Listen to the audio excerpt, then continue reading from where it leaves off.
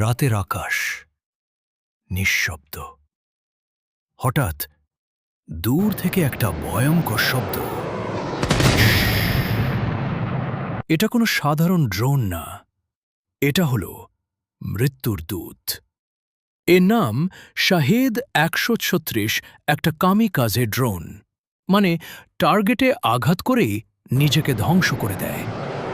এই drone GPS দিয়ে target খুঁজে নেয়, শত শত কিলোমিটার দূর থেকেও একদম নিখুঁত আঘাত।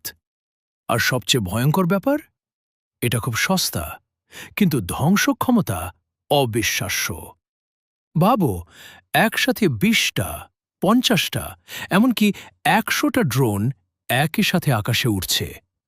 এয়ার ডিফেন্স সিস্টেম সবগুলো থামাতে পারে না। টার্গেটের কাছে পৌঁছানোর পর কোনো সতর্কতা নেই, কোনো ফিরে আসা নেই, শুধু বিস্ফোরণ। এটাই ভবিষ্যতের যুদ্ধ? মানুষ নয়, মেশিনই কি এখন যুদ্ধ জিতবে?